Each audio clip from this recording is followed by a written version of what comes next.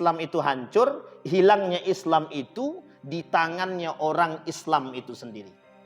Ada orang-orang yang mengaku Islam, tapi mereka tak menjalankan nilai-nilai keislaman, itu adalah pemberontak. Bapak Ibu misalkan datang kepada orang soleh, alim, kita anggaplah itu mungkin Habib misalkan. Anda bertabaruk dengan Habib, boleh meminta barakah. Meminta mengharapkan barakah mungkin bagi mereka diperbolehkan. Silahkan Bapak Ibu. Tetapi yang menjadi masalah, Habib itu sama dengan kita. Orang soleh itu sama dengan kita. Mereka manusia yang bisa salah dan bisa benar. Artinya apa? Kita tidak boleh berlebihan terhadap mereka. Karena kalau kita berlebihan terhadap mereka, justru yang ditakutkan melebihi daripada cinta kita kepada Allah dan Rasul. Permasalahan kekuasaan mengajak kita untuk jauh daripada akidah. Permasalahan politik hari ini menjauhkan kita daripada agama. Permasalahan pendidikan menjauhkan kita daripada agama. Permasalahan sosial kehidupan sekalipun menjauhkan kita daripada nilai agama. Kalau kita tak kuat iman, yang rusak siapa? Kita, Pak. Hancurnya umat Islam disebutkan karena cinta mereka disebabkan karena mereka cinta terhadap dunia. Runtuhnya Islam karena siapa? Umat Muslim itu sendiri. Islam itu tidak akan tersisa kecuali tinggal namanya saja. Namanya saja. Bada'al Islam gharib wa sayaudu kama bada'al gharib.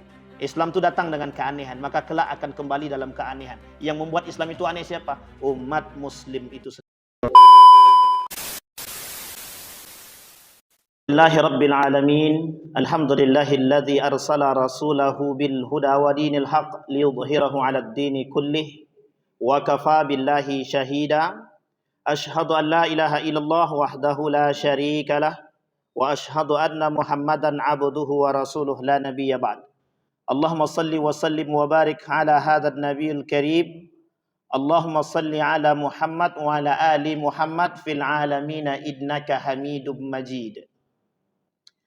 Ya ayyuhalladzina amanu taqullaha wa qulu qawlan sadida yuslih lakum a'malakum wa yaghfir lakum dhunubakum wa may yuti'illaha wa rasulahu faqad faza fawzan 'azima. Wa qala Allah Ta'ala la tajidu qauman yu'minuna billahi wal yawmil akhir yuwadduna man haddallaha wa rasulahu walau kanu aba'ahum aw abna'ahum aw ikhwanahum aw ashiratahum.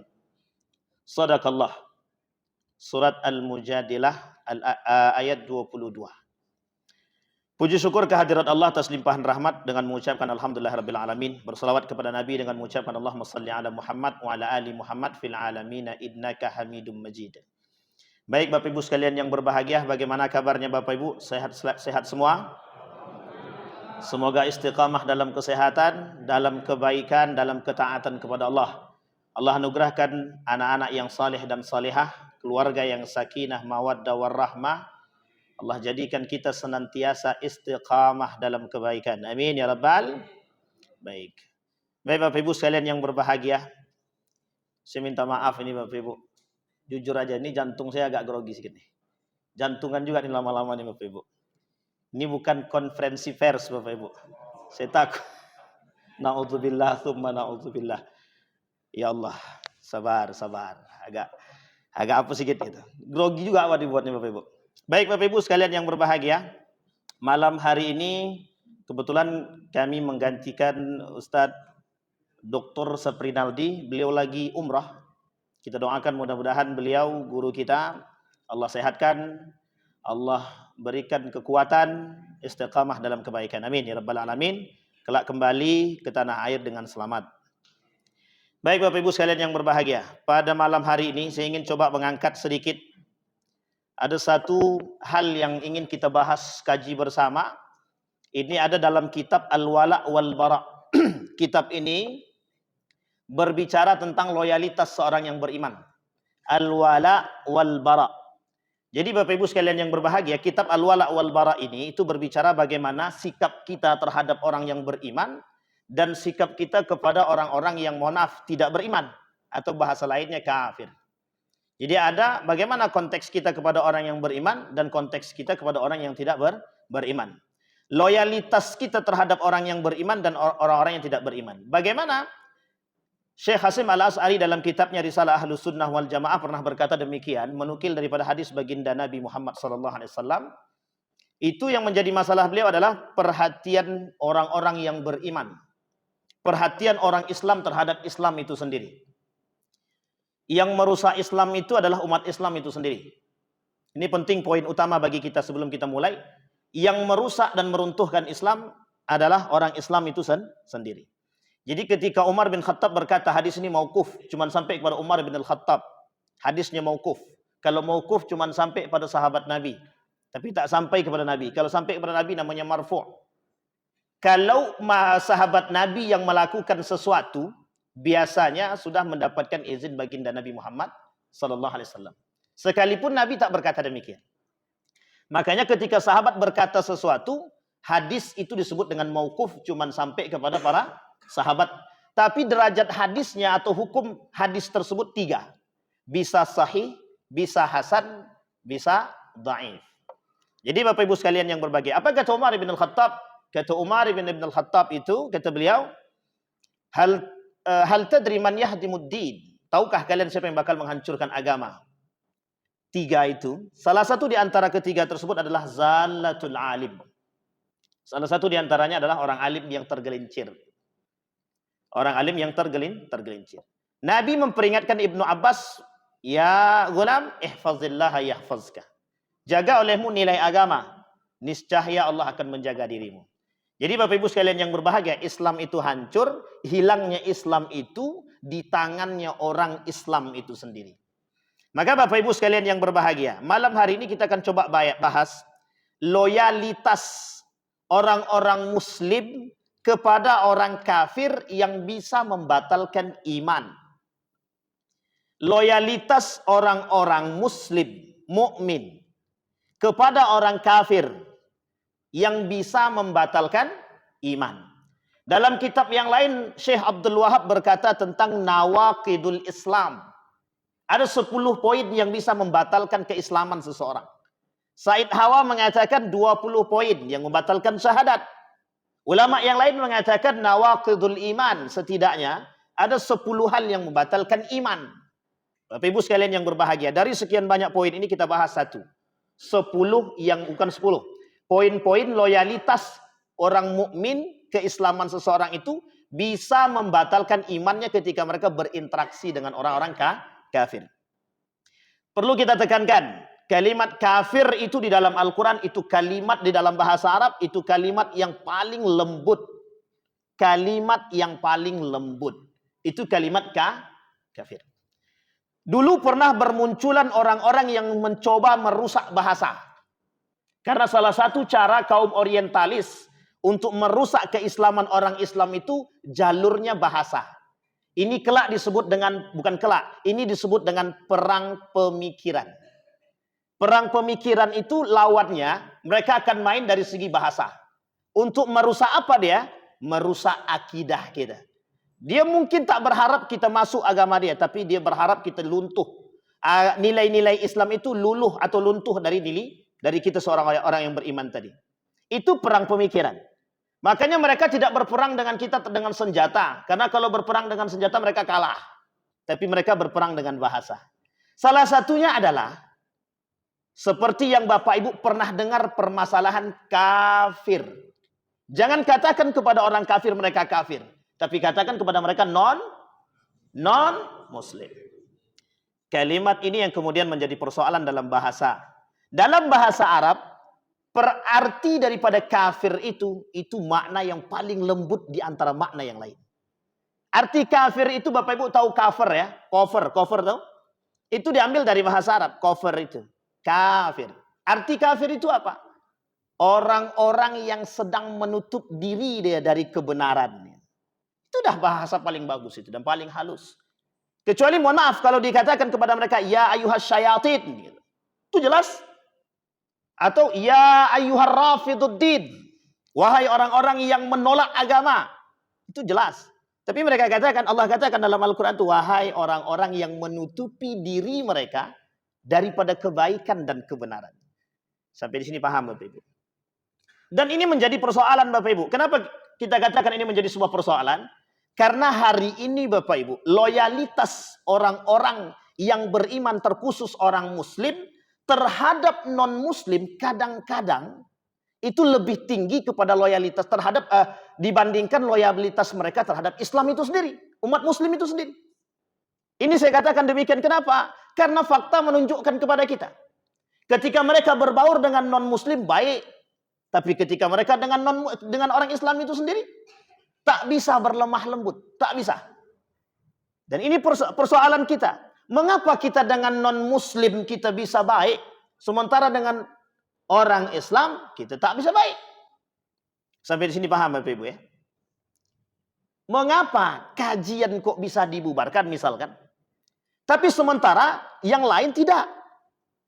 Malah justru ini bahasa yang disebut dengan toleransi yang dibalut dengan, mohon maaf, toleransi yang dibalut dengan kebencian.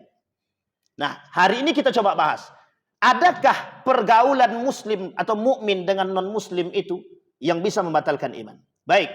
Yang pertama, kata Allah di dalam Al-Qur'an, "Wa may yatawallahum faulaika humuz zalimun." Orang yang menjadikan mereka sebagai kawan, sahabat sejati, kemudian mereka berbalik arah, lebih baik kepada non-muslim daripada non-muslim. Apa kata mereka? Kata Allah, faulaika humuz zalimun. Itu orang-orang yang zalim. Orang-orang yang zalim. Yang pertama, tinggal menetap di negeri kafir disertai ridho dengan agama kekafiran. Saya mau ambil contoh kepada Bapak Ibu semua. Saya kasih tahu contohnya begini. Ketika ada orang yang lebih memuji dan memuja negara asing, yang notabene negara tersebut adalah kafir, agamanya bukan Islam, dan mereka punya kebencian terhadap Islam. Kita ambil contoh Amerika. Amerika itu tingkat Islamfobia tertinggi. Artinya negara yang paling benci terhadap Islam. Itu nomor tertinggi adalah Amerika.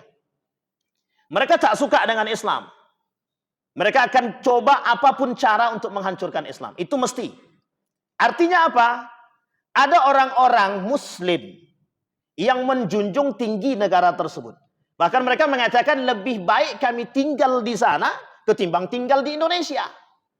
Sampai di sini paham Bapak Ibu? Kalau ada orang seperti ini, dia sedang berada pada posisi nomor 1. Artinya apa? Mereka tinggal di negeri yang, mohon maaf, mereka tidak suka dengan Islam, mereka membenci Islam, yang negara kita mayoritas umat Muslim. Termasuk negara dengan jumlah penduduk yang Islamnya terbesar di dunia. Artinya secara tidak langsung ketika mereka membenci umat-umat Islam tersebut. Ketika mereka benci terhadap Islam, mereka membenci umat Islam. Itu mesti, ya. Apa yang mereka benci daripada Islam? Yang mereka benci daripada Islam itu satu saja. Nilai-nilai keislaman. Mengapa demikian? Karena mereka menganggap nilai-nilai keislaman itu ketika tertanam dalam diri orang-orang yang Islam tersebut, maka sulit bagi mereka untuk menggoyahkan orang-orang yang Islam tersebut. Jadi itu kunci Bapak Ibu. Ketika nilai agama itu tertanam dalam diri kita, itu menjadi pribadi yang baik. Itu sudah jelas. Tapi justru sebaliknya, ada orang-orang yang mengaku Islam, tapi mereka tak menjalankan nilai-nilai keislaman, itu adalah pemberontak atau pengkhianat di dalam agama. Pengkhianat di dalam agama. Baik, yang pertama, tinggal dan menetap di negeri kafir disertai ridho dengan agama kekafiran. Dan bahkan mereka mendukung agama-agama orang-orang kafir. Artinya apa? Kita ambil contoh. Kami tinggal di Amerika. Betapa bagusnya agama-agama di sana. Mereka menjunjung tinggi nilai-nilai toleransi dan harmonisasi. Sampai di sini paham kalimat ini Bapak Ibu? Itu perbandingan yang sesat. Perbandingan yang tidak sejalan. Ketika membandingkan Indonesia dengan Amerika. Artinya apa? Bagi mereka agama kafir, bagi mereka agama-agama di luar Islam itu lebih baik. Secara tidak langsung, pertanyaan yang sederhana, kenapa mereka tidak keluar daripada Islam? Sampai di sini paham Bapak Ibu? Artinya mereka Allah masih menjaga keimanan dan petunjuk bagi mereka. Dan ini menjadi persoalan kita Bapak Ibu. Bermunculan orang-orang hari ini yang mencoba mengagungkan negara-negara asing. Bahkan membela. Kita ambil contoh. Ketika baginda Nabi Muhammad SAW dilecehkan oleh Charles Hebdo dalam kasus Prancis, itu yang membela itu umat muslim. Yang membela umat muslim. Tapi mereka, mohon maaf, negara tersebut termasuk negara yang benci terhadap Islam. Tapi yang mendukung mereka untuk tidak dieksekusi mati, itu orang Islam. Coba bayangkan. Loyalitas orang-orang Islam terhadap orang-orang kafir. Yang bisa menyebabkan batalnya keislaman mereka. Atau keimanan mereka. Maka kalimat selanjutnya kata Allah di dalam Al-Quran. La tajidul mu'minin. La tajidul mu'minun al-kafirina awliya'a min dunil mu'minin. Wa man yaf'al dhalika falaysa minallahi fi syai'. Kata guru saya begini. Sebaik-baiknya, tapi ini agak apa sedikit. Sebaik-baiknya kafir, mati masuk neraka. Seburuk-buruknya muslim, asal dia mati tidak dalam keadaan kafir, mati tetap masuk surga. Bapak Ibu sepakat atau tak sepakat? Ragu nampaknya. Sepakat atau tak sepakat? Sebaik-baiknya kafir, dia berikan Bapak Ibu makanan. Kira-kira kalau mati dia tak bersyahadat, dia mati dia kira-kira masuk surga atau neraka? Tetap masuk neraka. Tidak mungkin kita paksakan dia masuk surga, ya Allah. Tapi apa jawaban mereka? Surga itu milik Allah. Tahu kita betul. Masa orang baik kok dihakimi neraka? Sampai di sini paham. Artinya apa? Mereka sedang menolak dosa besar. Mereka sedang menolak konsep yang terbangun bahwa surga itu hanya dimiliki orang-orang yang beriman. Kata mereka tidak. Orang baik meskipun tidak beragama tetap masuk surga. Apa alasan yang lain? Urusan surga dan neraka itu bukan urusan kita, itu urusan Allah. Bapak Ibu sekalian yang berbahagia, ini konsepnya kelompok Murji'ah. Apa kata mereka? Bahwa neraka, surga dan neraka itu bukan hak Anda menghakimi seseorang. Betul, kita tak berhak menghakimi seseorang. Tapi kalau dia kafir, dia tak bersyahadat, itu bisa kita katakan. Orang yang tak bersyahadat bisa kita katakan. Orang yang tidak muslim bisa kita katakan masuk ke dalam. Tapi kita tak boleh katakan kau penghuni neraka. Itu tak boleh. Langsung ke orang sini kau. Penghuni neraka kau ni. Itu tak boleh. Siapa tahu setelah itu dia masuk Islam. Awak yang bersalah. Bisakah kita masuk ke dalam surga? Itu menjadi persoalan. Sampai di sini paham Bapak Ibu? Maka sebaik-baiknya kafir kalau mereka tidak bersyahadat dan tidak mati dalam keadaan berislam, maka mereka mati dalam keadaan kafir. Tapi kemudian sebaliknya, seburuk-buruknya muslim. Ya kita berharap muslim itu tak buruk, itu saja. Seburuk-buruknya muslim. Sekalipun mereka, mohon maaf, asal mati tidak dalam keadaan kafir, mati dia bisa masuk surga. Man qala la ilaha illallah dakhalal jannah. Umat muslim itu kata Nabi, dakhalal jannah ila man aba. Umat muslim itu pasti masuk surga. Kemudian kalimat selanjutnya, illa man aba. Kecuali yang tak pengen. Ada yang tak pengen masuk surga? Ada Pak yang tak pengen masuk surga? Ada Pak yang melakukan kemunafikan. Orang yang munafik, orang yang membatalkan keimanan, orang yang membatalkan syahadat dia, kalau mereka tak bertobat kepada Allah sebelum mereka mati, mereka akan masuk ke dalam neraka khalidina fiha musyrikin. Sama dengan orang-orang musyrik, sama dengan orang kafir. Mereka masuk ke dalam neraka khalidina fiha. Kekal di dalamnya. Coba bayangkan Bapak Ibu. Salah satu yang membatalkan syahadat dan salah satu yang membatalkan keislaman seseorang, syirik. Kata Syekh Abdul Wahab syirik. Kata Sayyid Hawa, mereka bisa membatalkan syahadat. Orang yang syirik bisa membatalkan syahadat. Kemudian kata Abdul Wahab, orang yang syirik bisa membatalkan keislaman dia. Karena mereka menyekutukan Allah. Orang yang datang ke dukun berarti bisa batal syahadatnya. Bisa.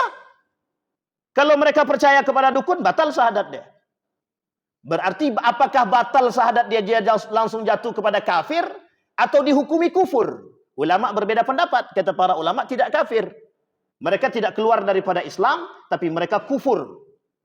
Tertanam dalam diri mereka satu keburukan, yang keburukan derajat keburukan itu sama dengan kufur. Artinya apa?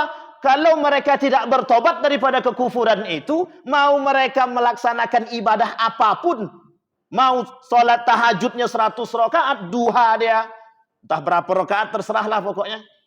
Tapi kemudian dia tak bertobat dari perbuatan kufur tadi. Allah tak bakal terima tuh amal ibadah mereka. Tidak akan. Allah tolak amal ibadah itu. Nah, bayangkan Bapak Ibu. Artinya konsep yang terbangun. Maka kata Allah dalam Al-Quran, janganlah orang mukmin itu menjadikan orang kafir itu sahabat sejati. Tapi kami boleh nggak berkawan Pak Ustaz dengan kafir? Boleh, tak salah. Dia kafir itu ada dua paling tidak. Yang paling tidak ada dua. Satu kafir harbi, satu lagi kafir zimmi. Zimmi itu bawah dalam naungan kita. Ketika Nabi membangun piagam Madinah, itu ada kafir namanya kafir zimmi yang berada di bawah naungan baginda Nabi Muhammad SAW. Tapi ada kafir yang selanjutnya namanya kafir harbi. Kafir harbi itu kafir yang memerangi kita. Siapa contohnya? Yahudi. Siapa contohnya? Nasrani. Yang Nasraninya itu ada misionarisnya. Mereka pasti nyerang kita. Walan tarda ankal yahud walan nasara hatta tattabi'a millatahum. Sampai di sini paham Bapak Ibu? Ini konteks Bapak Ibu. Yang harus kita jaga itu siapa? Diri kita. Berarti kita tidak boleh dong berkawan dengan, ini jangan dipotong dulu. Berarti kita tidak boleh dong berkawan dengan non-muslim. Salah. Kita boleh berkawan dengan muslim. Tapi jangan sampai ketika kita berkawan dengan non-muslim itu, tapi justru kita lebih loyal kepada non-muslim ketimbang muslim. Non-muslim sakit kita jenguk. Non-muslim sakit kita jenguk. Sekarang yang muslim sakit samping rumah kita jenguk atau kita caci maki. Itu yang menjadi masalah.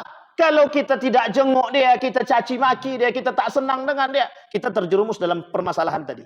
Bisa membatalkan iman. Baik, yang kedua. Mengubah kewarganegaraan dengan negara kafir yang memerangi kaum muslimin karena senang dan ridha dengan negara kafir tersebut. Nah, ini ada Bapak Ibu, ini kasus dulu. Di salah satu pimpinan pesantren ketika itu, saya sebut, tak usah disebut ya, jaga kode etik. Jadi Bapak Ibu, waktu itu ada pimpinan pesantren yang mengatakan dengan tegas, dan beliau yang kemudian mencela pimpinan tersebut tinggal di Amerika. Dan dia lebih senang tinggal di sana. Dan dia sangat mengagumi negara tersebut. Apa kata pimpinan tadi? Sebaik-baiknya kafir mati masuk neraka, kemudian seburuk-buruknya muslim, kalau dia tidak mati dalam keadaan kafir, dia mati masuk surga. Artinya apa? Kalimat itu kemudian diambil, Pak. Itu public figure kita yang sekarang tinggal di sana. Itu artis di Indonesia, kemudian dia jadi tinggal di sana dan berkewarganegaraan di sana. Dia menetap di sana. Tapi dia tak suka dengan Islam. Dia muslim, tidak tahu. Ketika ditanya agama dia tak mau jawab. Ketika dikatakan ateis dia tidak komen, no comment. Artinya apa? Tapi justru dia malah menyerang sebaliknya. Sekarang itu banyak, mohon maaf, artis-artis yang mohon maaf, keblinger. Kenapa? Kadang ada artis yang menentang Tuhan itu. Mana Tuhan itu? Kalau memang betul Tuhan itu ada, dia muslim. Tapi dia tentang Tuhan. Kalau memang betul Tuhan itu ada, ini aku sedang berzina. Kenapa tidak diazab? Masya Allah. Saya bilang ini sabar. Sabar, kita yang harus bersabar Bapak Ibu. Kalau tidak mungkin, kalau sempat datang ke Pekanbaru, mungkin dihabisin sama bapak-bapak nih. Sayangnya artisnya perempuan. Mungkin tak berani juga bapak-bapak nih. Karena takut sama istri-istrinya, Pak. Sampai di sini paham Bapak Ibu? Itu kelakuan, Pak.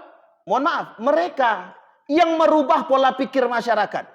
Mereka punya fans, mereka punya pendukung yang banyak. Ketika kita, mohon maaf, ketika kita yang mukmin mencela mereka, itu kita diserang balik tuh sama fans-fansnya dia. Nah, artinya ada orang-orang yang tidak suka dengan Islam itu, kemudian menjelekkan Islam, dan mereka tinggal di negara asing. Maka bahasanya, ketika mereka mengubah kewarganegaraan dan tinggal di negara tersebut, kemudian mereka memerangi kita dan mereka senang dengan tinggal di sana, itu bagian daripada yang bisa merusak iman. Ketiga, tasyabbuh. Man tasyabbaha biqaumin fahuwa min. Tasyabbuh menyerupai orang kafir secara mutlak dan totalitas. Ini penyakit musiman juga biasanya. Penyakit musiman. Dan ini sudah kita sampaikan. Oh, di sini belum kita sampaikan. Ini penyakit musiman. Sebentar lagi, tanggal 25 kita lihat. Tanggal 25 kita lihat Bapak Ibu. Saya berharap betul yang di sini tidak ada mengikuti hal demikian. Apa hal demikian? Ini Bapak Ibu yang ingin saya sampaikan. Bayangkan mereka punya gaya untuk membuat kita agak goyah dengan keimanan dan akidah kita. Fatwa Majelis Ulama Indonesia, kita ulang Bang. fatwa Majelis Ulama Indonesia tentang pengharaman mengucapkan selamat Natal. Itu yang, mohon maaf, yang tidak suka banyak. Yang tidak suka bukan sedikit, banyak. Yang tidak suka itu non-muslim apa muslim? Muslim. Coba uniknya adalah yang tidak suka dengan fatwa tersebut justru umat non-muslim senang. Kenapa? Bagi mereka toleransi yang baik. Tapi kenapa muslim yang tak suka? Artinya ada apa? Ada apa di balik itu? Artinya apa? Ada konsep toleransi yang dibangun, tetapi yang dikemas sedemikian rupa, di belakang toleransi itu ada kepentingan. Itu yang kita tak pengenkan. Tasabbuh secara mutlak itu apa maksudnya? Tasabbuh secara mutlak itu ketika kita mengikuti adat dan tradisi mereka dan kita mendukung mereka. Kita mendukung mereka. Umat muslim kalau masih percaya dengan mitos-mitos itu bagian. Kita ambil contoh. Oh ini susah juga ngasih contoh ya. Jadi gini Bapak Ibu. Sekarang ini kita umat muslim. Umat muslim jangan percaya pula dengan ketika jualan tuh ada gambar-gambar tertentu yang goyang-goyang kepala itu. Tahu Bapak Ibu? Ini saya dapatkan Bapak Ibu. Ada ada muslim, dia jualan. Ketika jualan dia pakai yang goyang-goyang kepala itu. Ya itu maksud saya. Dan percaya, apa kata mereka? Itu mendatangkan keberkahan. Umat muslim tak boleh percaya pada demikian. Itu sama. Tasabbuh kita dengan begitu. Yang kedua, umat muslim jangan bertasabbuh. Mohon maaf. Sekalipun kita memakai atribut-atribut mereka. Tanggal 25 nanti lihat. Banyak yang kemudian membeli atribut-atribut yang memang yang bukan atribut kita. Peci kita caci maki. Jubah kita caci maki. Orang berjenggot kita caci maki. Celana cingkrang kita caci maki. Tapi yang kayak gitu kita pakai. Itu banyak Pak, bukan sedikit. Pertanyaan kita adalah kebencian kita itu sudah keterlaluan. Terhadap siapa? Umat muslim itu sendiri. Dengan dalih toleransi. Kami pakai kayak gini toleransi Ustaz. Betul. Tapi ketika Anda melihat orang berjubah dan bercadar, kenapa Anda tidak bisa toleransi? Itu menjadi poin penting kita Bapak Ibu. Artinya apa? Itu keimanan. Itu iman. Tapi kalau sudah kaitannya dengan tasabbuh, itu bisa kaitannya dengan akidah. Bisa merusak. Makanya Bapak Ibu, fatwa MUI yang nolak umat muslim. Itu bayangkan. Kenapa umat muslim menolak? Karena dianggap intoleran. Tidak toleran. Saya punya kawan banyak non-muslim Bapak Ibu. Dan mereka sangat senang ketika kita bahkan tidak mengucapkan selamat Natal pun mereka senang. Dulu saya pernah berdiskusi dengan beberapa kaum Kristiani yang sekolah di teologi. Dia ada namanya sekolah teologi di Yogyakarta. Dan kita sering kok diskusi. Dan mereka biasa aja tuh ketika kita tidak mengucapkan selamat Natal, tidak ada masalah. Ini kenapa pula muslim yang mempermasalahkan gitu. Nah, ini yang kadang-kadang menjadi persoalan kita hari ini. Artinya apa? Boleh kita menjunjung tinggi toleransi. Islam jangan pernah diajarkan tentang konsep toleransi. Justru Islam sudah sangat toleransi. Islam sudah sangat toleran. Toh kalau ada Islam yang tidak toleransi, itu bukan Islamnya yang salah, oknumnya sama. Kalau ada agama yang lain yang merusak Islam, mungkin kita tak salahkan agamanya. Tapi yang kita salahkan oknum-oknum yang berada di dalamnya. Masa masjid ini ada oknum yang merusak masjid sebelah, yang kita salahkan masjidnya. Itu tidak bisa Pak. Tidak bisa, itu konsep yang keblinger, yang tidak cocok. Cari orang yang merusak tadi. Apa maksud dan tujuannya? Bisa jadi tujuannya memang sengaja untuk memperkeruh suasana. Memecah belah umat. Mungkin atau tak mungkin? Hari ini tidak ada yang tidak mungkin Bapak Ibu. Hari ini tujuan kaum Yahudi dan Nasrani satu saja. Bagaimana cara umat muslim itu terpecah belah. Itu saja. Maka mohon maaf. Berbagai macam akan mereka lakukan untuk memecah belah kita Bapak Ibu. Kalau kita tak kuat iman, kalau kita tak kuat, kalau kita tak berani, kalau kita tidak bisa menjaga persatuan, habis, hancur. Apa prediksi Nabi dalam hadisnya tak salah. Umat muslim banyak tapi lemah. Kenapa lemah? Karena terlalu banyak cinta dunia dan benci dengan kematian. Penyakit itu disebut dengan wahan, penyakit wahan. Tasabbuh menyerupai orang kafir secara mutlak dan totalitas. Man bana fi biladil a'ajib wa sana'a nairuzahum wa mihrajahum wa tashabbaha bihim hatta yamut wa huwa kadzalika husyira ma'ahum yaumal qiyamah. Barang siapa yang tinggal di negeri kafir ikut membuat meramaikan hari raya Nairuz dan Mahrajan. Ini hari raya mereka, umat-umat kafir yang pernah tinggal dulu. Serta meniru-niru mereka sehingga mati dalam keadaan seperti itu. Maka dia akan dibangkitkan bersama mereka di hari kiamat. Kata Nabi, orang-orang seperti, bukan kata Nabi, kata para ulama, mereka akan dibangkitkan kelak sama seperti orang-orang yang, mohon maaf, kafir. Baik. Keempat, menyerupai sebagian ciri khas mereka, namun dalam perkara yang menyebabkan keluar daripada agama Islam. Tabaruk, bertabaruk. Nah, ini tabaruk ini adalah salah satu permasalahan kita hari ini, Bapak Ibu. Mengambil barakah itu boleh, silahkan. Yang ingin mengambil barakah boleh, silahkan. Tetapi Bapak Ibu, tolong jaga hati. Tolong jaga hati. Hari ini banyak orang bertabaruk. Kadang-kadang cinta dia kepada orang yang ditabaruki itu jauh lebih cinta kepada mereka daripada Allah dan Rasulnya. Ini yang kita tak pengenkan, Bapak Ibu. Yang tidak diinginkan oleh para ulama itu, Anda boleh bertabaruk dengan siapapun. Tapi jangan pernah bertabaruk itu melebihi cinta kita kepada Allah dan Rasulnya. Kita ambil contoh yang paling sederhana. Ka'bah itu berkah. Ka'bah itu barakah. Tapi kain kiswahnya kalau diambil, dipotong, dimasukkan di dalam rumah untuk jadi jimat, dianggap bertabaruk dengan Ka'bah, itu salah, Pak. Salah. Kain kiswah yang kita ambil, itu kita anggap sebagai tempat keberkahan, itu salah, Pak. Salah. Apalagi, mohon maaf, bertabaruk kepada orang soleh, tapi mohon maaf, sholat tidak. Atau sholat masih jarang. Puasa tidak. Zakat tidak. Mencaci maki iya. Menggibah jalan. Artinya mohon maaf, mau berapa kali kita bertabaruk pun, tapi kita menjalankan perbuatan yang mohon maaf yang diharamkan oleh Allah, yang tidak disukai oleh Allah. Apa manfaat daripada tabarruk tersebut?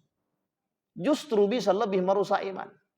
Justru bisa lebih merusak. Yang ditakutkan oleh para ulama tentang tabarruk ini adalah ketika bertabarruk itu ditakutkan melebihi daripada keutamaan Allah dan Rasulnya. Itu yang menjadi masalah. Akhir yang terjadi apa? Syirik. Syirik.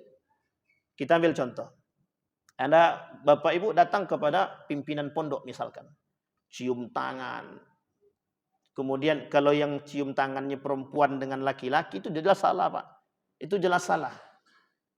Dalam Islam itu laki-laki dan perempuan yang bukan muhrim itu tidak boleh, Pak.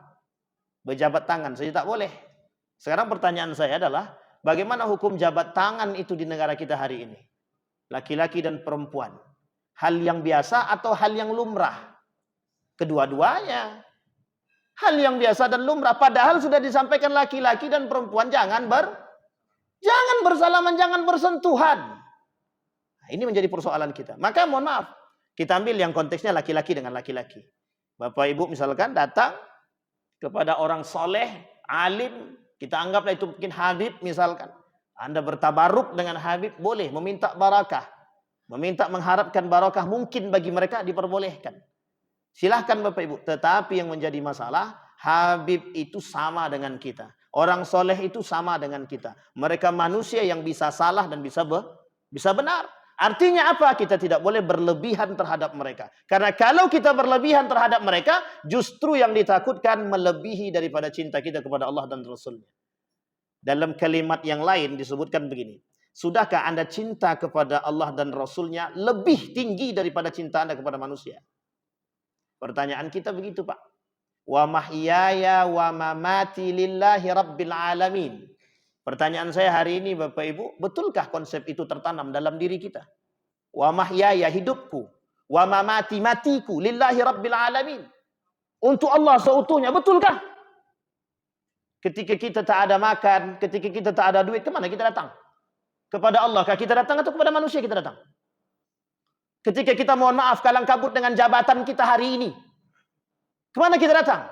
Ke manusia kah kita datang atau kepada Allah kita datang? Ini persoalan kita hari ini, Pak. Bayangkan, mohon maaf, sekelumit permasalahan kita hari ini semuanya mengajak kita jauh daripada akidah. Permasalahan kekuasaan mengajak kita untuk jauh daripada akidah. Permasalahan politik hari ini menjauhkan kita daripada agama. Permasalahan pendidikan menjauhkan kita daripada agama. Permasalahan sosial kehidupan sekalipun menjauhkan kita daripada nilai agama. Kalau kita tak kuat iman, yang rusak siapa? Kita, Pak. Kita ambil contoh. yang sederhana. Banyak. Betapa hari ini kontestasi politik hari ini itu sangat nampak menjauhkan kita daripada agama. Maka Bapak Ibu sekalian yang berbahagia, apapun bentuk perpolitikan hari ini, tolong yang harus dijaga adalah iman. Akidah kita jaga dulu. Jangan sampai kita gadaikan iman kita, akidah kita, mohon maaf, hanya karena urusan dunia. Malu kita sama Allah. Malu kita sama Nabi Muhammad SAW. Mengaku cinta kepada Nabi. Mengaku cinta kepada Allah. Tapi kita masih bisa mencaci maki saudara. Hanya karena permasalahan pilihan.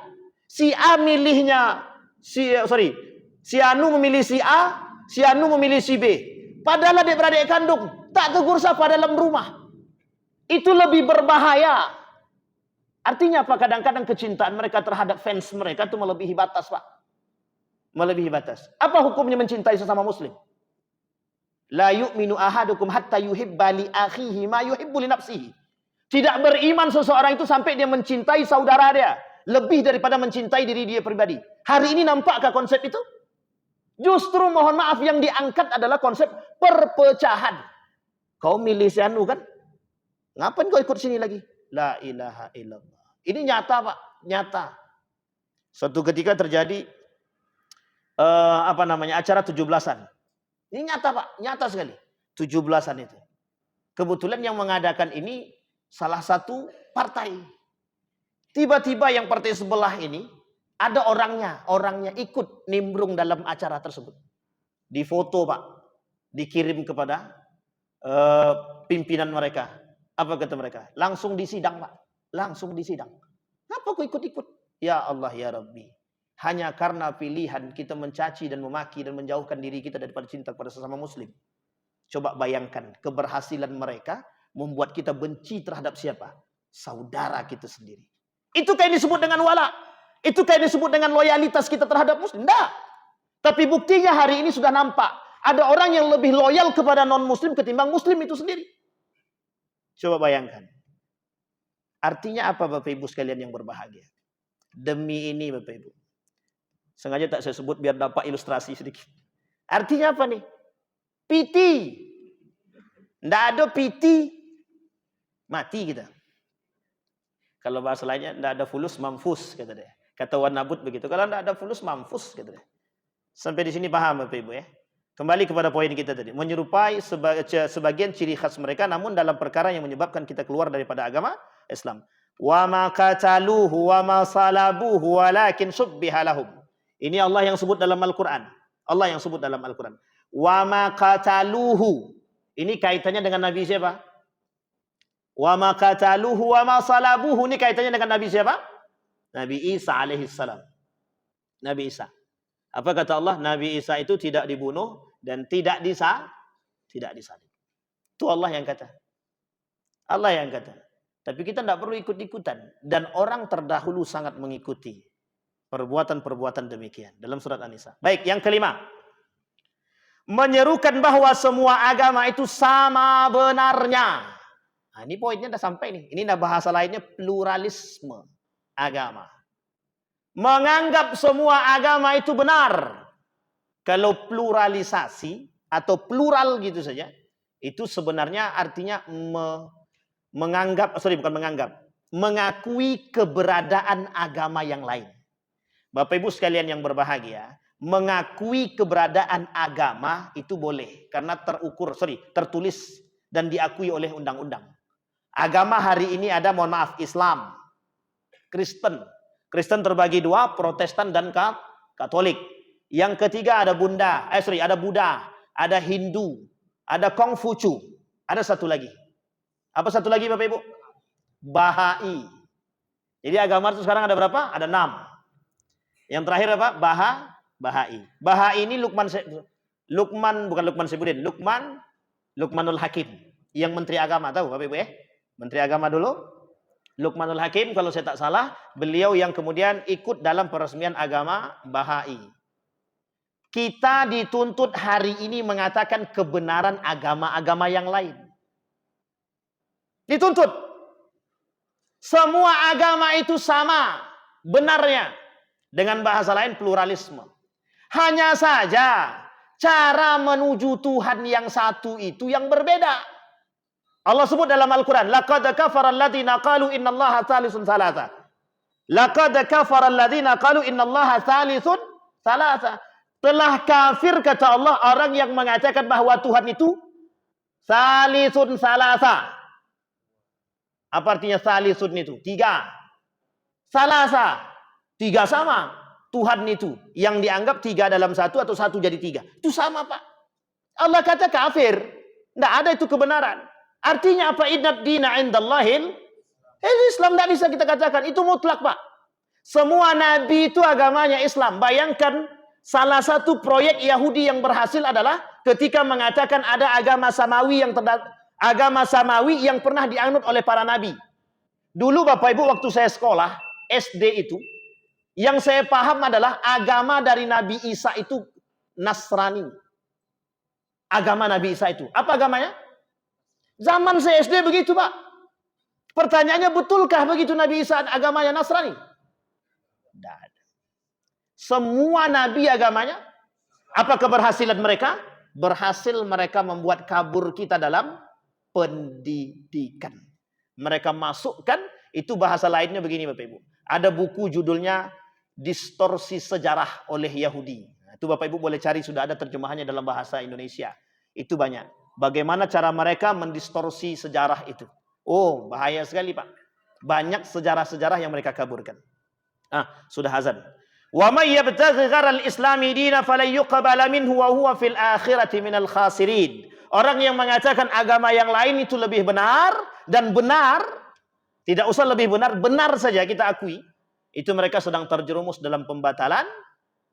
Batal iman. Kalau dalam bahasa Syekh Said Hawa, itu justru dikatakan oleh Syekh Said Hawa itu justru membatalkan syahadat. Bapak Ibu sekalian yang berbahagia, hari ini Indonesia kedatangan orang besar. Ya Bapak Ibu tidak perlu disebut. Artinya hari ini Indonesia kedatangan orang besar. Ini bentuk loyalitas. Kita lihat. Apakah loyalitas itu menjatuhkan dalam keimanan? Bisa menyebabkan batal iman atau tidak membatalkan iman?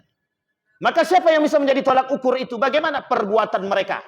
Kalau perbuatan mereka melebihi daripada batas yang sesungguhnya yang sudah ditentukan oleh Islam, itu bisa menjadi poin Bapak Ibu. Seperti posisi 5 orang yang datang ke Israel. Bapak Ibu tahu 5 orang yang datang ke Israel itu? Kita tak boleh katakan itu batal syahadat dia. Tapi kita tak boleh katakan demikian. Artinya cukup kita tahu Bapak Ibu. Apakah mereka munafik atau tidak itu kita tak perlu sampaikan. Tapi permasalahannya adalah ketika loyalitas di tengah hiruk pikuk genosida. Mereka masih bisa mengatakan hal demikian. Pertanyaannya, kemana hati mereka? Dalam bahasa guru saya, itulah kemunafikan yang nyata. Apa kata guru saya? Kemunafikan yang nyata. Tapi saya tak katakan mereka orang munafik. Ya pandai-pandai Bapak Ibu aja lah. Sampai di sini paham Bapak Ibu? Baik, ini penting poin untuk kita Bapak Ibu. Kenapa ini saya sampaikan Bapak Ibu? Hari ini Bapak Ibu yang berperan untuk menghancurkan kita, mohon maaf, yang berperan untuk menghancurkan kita itu banyak, tidak sedikit. Paling tidak 2 kelompok besar hari ini sedang berperan untuk menghancurkan kita. Yahudi dan Nasrani. Dalam segala lini mereka akan coba menghancurkan kita. Tapi mereka menghancurkan kita tidak dengan tangan mereka langsung. Caranya bagaimana? Mereka cari kaum-kaum munafik dari orang-orang Islam tadi yang bisa mereka kasih piti.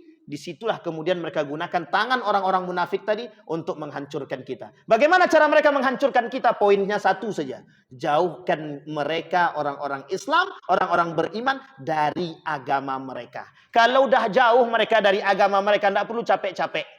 Kalau mereka sudah cinta terhadap dunia mereka, tidak perlu capek Pak. Tidak perlu capek Pak. Mereka tidak perlu turun tangan. Karena kalau sudah dikasih, mohon maaf, sudah dikasih duit, dikasih kekuasaan, apa mau nak dikata lagi? Tak ada nak dikata Pak. Karena orang sudah cinta terhadap dunia. Maka kelak kata Nabi, tidak akan terjadi hari kiamat sampai mereka jadikan perut mereka itu tujuan mereka. Artinya apa? Duit, kekuasaan, jabatan itu akan menjadi poin kelak di akhirat. Apa itu artinya? Hancurnya umat Islam disebabkan karena cinta mereka terhadap dunia. Runtuhnya Islam karena siapa? Umat Muslim itu sendiri. Maka kata Nabi dalam riwayat yang lain itu, la yabqal Islam illa ismuh wa la yabqal Quran illa rasmuh. Al-Quran itu, Islam itu tidak akan tersisa kecuali tinggal namanya saja. Namanya saja. Bada'al Islam gharib wa sayaudu kama bada'al gharib. Islam itu datang dengan keanehan, maka kelak akan kembali dalam keanehan. Yang membuat Islam itu aneh siapa? Umat Muslim itu sendiri. Apa yang dimaksud dengan aneh tadi? Kelak umat Muslim akan aneh dengan nilai-nilai keislaman. Saya kira itu saja Bapak Ibu sekalian yang berbahagia. Ada pertanyaan Bapak Ibu? Tidak ada, alhamdulillah. Karena sudah mulai azan kan mesti tidak ada yang mau bertanya kan Pak. Nah, ini pentingnya Bapak Ibu. Akhirnya kalau tidak bertanya kan enak, kita aman sedikit gitu. Saya kira itu saja Bapak Ibu. Mudah-mudahan kalau Allah izinkan kita lain waktu kita bisa bertatap muka. Mudah-mudahan kita bisa melanjutkan kajian ini yang belum selesai. Fa'tabiru ya ulil absar la'allakum tuflihun. Assalamualaikum warahmatullahi wabarakatuh.